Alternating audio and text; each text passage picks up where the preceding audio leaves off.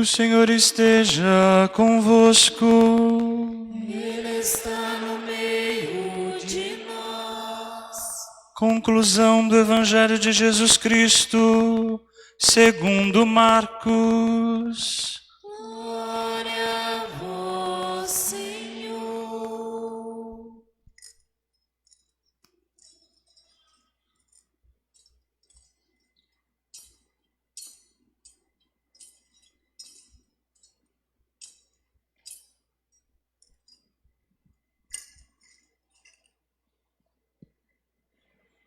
Naquele tempo, Jesus se manifestou aos 11 discípulos e disse-lhes: Ide pelo mundo inteiro e anunciai o Evangelho a toda criatura. Quem crer e for batizado será salvo. Quem não crer será condenado. Os sinais que acompanharão aqueles que crerem serão estes: expulsarão demônios em meu nome, falarão novas línguas. Se pegarem em serpentes ou beberem algum veneno mortal, não lhes fará mal algum. Quando impuserem as mãos sobre os doentes, eles ficarão curados. Depois de falar com os discípulos, o Senhor Jesus foi levado ao céu e sentou-se à direita de Deus. Os discípulos então saíram e pregaram por toda parte. O Senhor os ajudava e confirmava sua palavra por meio dos sinais que a acompanhavam. Palavra da salvação. Glória a vós, Senhor. Pelas palavras do Evangelho sejam perdoados os nossos pecados.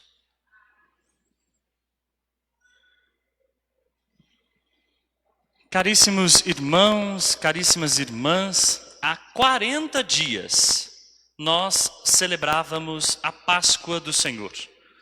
O dia em que Cristo venceu a morte e foi levantado pelo Espírito do Pai das garras da morte.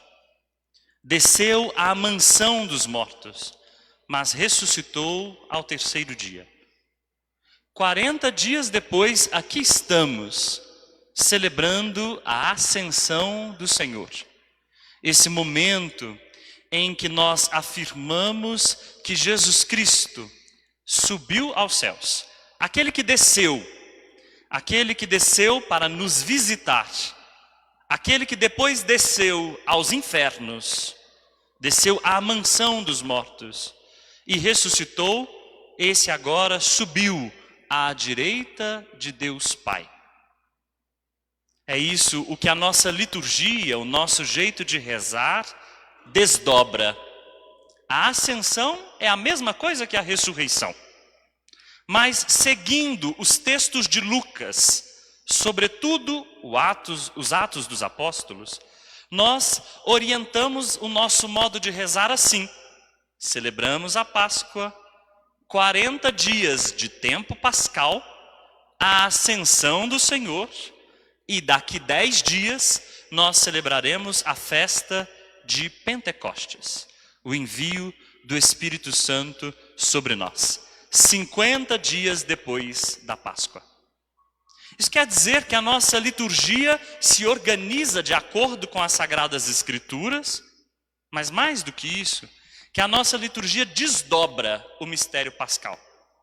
Desdobra porque, na verdade, tudo é o mesmo mistério. Cristo ressuscitou, subiu aos céus e enviou o seu Espírito sobre nós.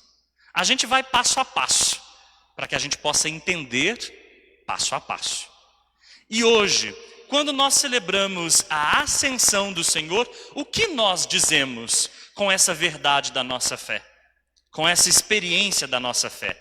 A primeira das 3 coisas, das 3 linhas gerais que essa liturgia nos permite dizer é: Jesus Cristo é da parte de Deus. Jesus Cristo veio de Deus e para Deus retorna. Mas não retorna sozinho, não retorna sem nós. Essa é a segunda linha geral dessa liturgia. O que Jesus Cristo carrega para junto de Deus é a nossa humanidade redimida. O que vai se sentar à direita de Deus com Jesus Cristo é a humanidade. Por isso, nós podemos ouvir e rezar no início desta liturgia aquele primeiro oremos que diz que em Jesus Cristo está a nossa vitória. Em Jesus Cristo já se antecipa a nossa realidade. Em Jesus Cristo já está presente aquilo que nós seremos, ressuscitados e sentados à direita de Deus. Esse é o destino da igreja. Hoje, a segunda leitura diz: a cabeça já está junto de Deus, falta o corpo, e o corpo somos nós. É essa imagem do corpo unido, do corpo como organismo vivo de Paulo. Paulo aos Efésios quer nos dizer exatamente que nós somos um com Cristo. Nós somos o seu corpo. E por isso o que aconteceu com ele, aconteceu antes com ele, para que depois possa acontecer conosco. Antes com a cabeça, depois com o corpo, que somos nós. Então o nosso lugar já está reservado. O nosso lugar é à direita de Deus. A primeira leitura nos conta, afinal, como é essa subida. Diz-nos Lucas, em seus Atos dos Apóstolos, para o amigo de Deus, ó Teófilo. É esse o nome de seu discípulo, Teófilo. Teófilo significa amigo de Deus. E é um nome para a gente entrar junto. É um lugar. Esse nome é um lugar para que a gente possa entrar. Todos nós somos chamados a ser teófilos, amigos de Deus. Então convém que a gente escute as palavras de Lucas. Ele reconta toda a vida de Jesus, que ele passou fazendo bem, que ele morreu, ressuscitou e que ele enviará o Espírito Santo para que nós sejamos suas testemunhas. Isso é muito bonito na primeira leitura.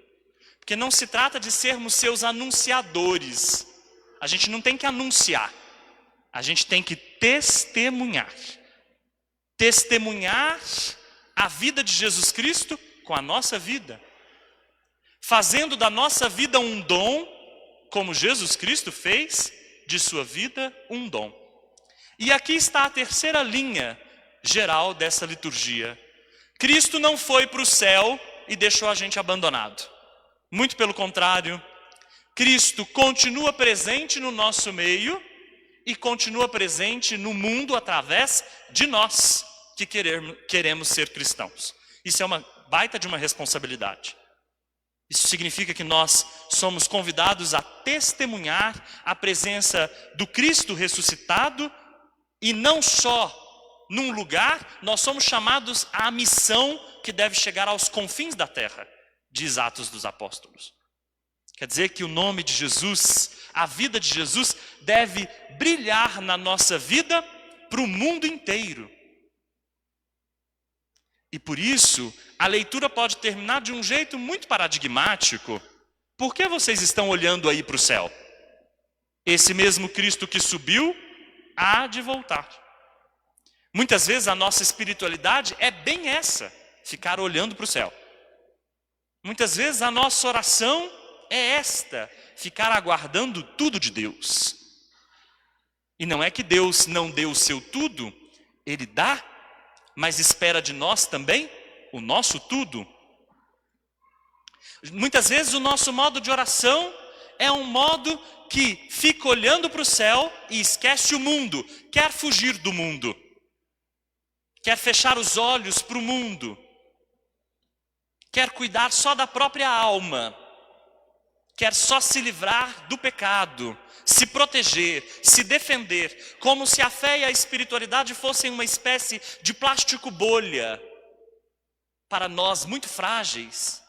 Um plástico bolha para nos proteger do mundo e da vida, Enquanto, na verdade, o nosso convite é a não ficar olhando para o céu, mas na vida, no mundo, ser presença do Cristo ressuscitado, através do testemunho do amor. Ora, com isso, nós estamos dizendo que a ascensão de Jesus não termina nada. Jesus não subiu aos céus e pronto, acabou. Fim, the end. Não.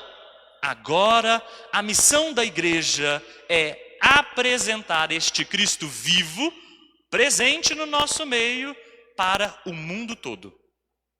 Então a ascensão do Senhor nos compromete, mas sem o Espírito nós não temos força para isso. E por isso nós precisamos pedi-lo, nós precisamos aguardá-lo e ele será enviado sobre nós. O Evangelho, esse tirado de Marcos, é na verdade uma conclusão muito posterior e faz um resumo dos 3 grandes evangelhos de Mateus, Lucas e João. Nessa síntese, o Evangelho nos fala justamente que nós somos chamados a ir ao mundo inteiro. Ir ao mundo inteiro e anunciar o Evangelho a toda criatura. Essa tradução é péssima. Não é a toda criatura, é a toda a criação. Isso significa que toda a criação é destinatária do Evangelho de Jesus Cristo. Sim, até as árvores. Sim, até os ecossistemas. Sim, a criação toda é convidada a ser renovada, reconciliada pelo Evangelho de Jesus Cristo. Quem crer está salvo. Porque quem crê de verdade, não é qualquer crença, mas quem crê de verdade transforma a sua vida pelo amor. Quem não crê está condenado. Essa afirmação fere as sensibilidades. As pessoas ficam preocupadas. Como assim? Quem não crê está condenado? Se nós ouvimos no próprio Evangelho que Deus não condena, que Deus não enviou seu Filho único ao mundo para condenar o mundo. Ora, se crer é viver pelo amor, quem não vive pelo amor perde o sentido da própria vida e acaba condenando a sua existência ao desespero e à desesperança. Aqueles que creem são capazes de promover o bem, afastar o mal, isso é que significa expulsar demônios, curar doentes. São capazes de gerar harmonia nesse mundo tantas vezes dividido e em contínua discórdia.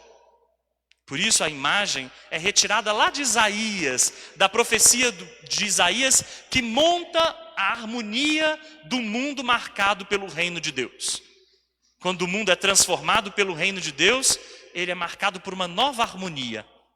Somem as insígnias do mal, da violência, da desunião. Depois de falar com os discípulos, Jesus foi levado aos céus e se sentou à direita de Deus. É assim que termina o Evangelho. Vejam, Jesus Cristo foi levado. A força de Deus é assumir o seu Filho inteiramente. A força de Deus é também nos assumir inteiramente. É o que nos espera. Para isso, nós precisamos nos manter unidos cada vez mais a Jesus Cristo. Não imaginemos um Deus distante, lá nas abóbodas do céu. Deus não está lá. Não foi para lá, nas abóbodas do céu, que Jesus subiu. Na verdade, Jesus subiu para Deus e isso quer dizer que Ele é de Deus. Mas isso significa, sobretudo, que Deus está vivo e presente no nosso meio, no nosso coração. É este o céu que Deus quer habitar, o nosso coração. É para este céu que Jesus Cristo quer subir, o da nossa vida, o do nosso coração. É aí que Ele quer se sentar e fazer da nossa vida e do nosso coração seu trono e seu reinado. Peçamos ao Espírito de Jesus que nos ajude a deixar que Jesus faça de nós o seu céu, o seu trono, o seu reinado. Amém.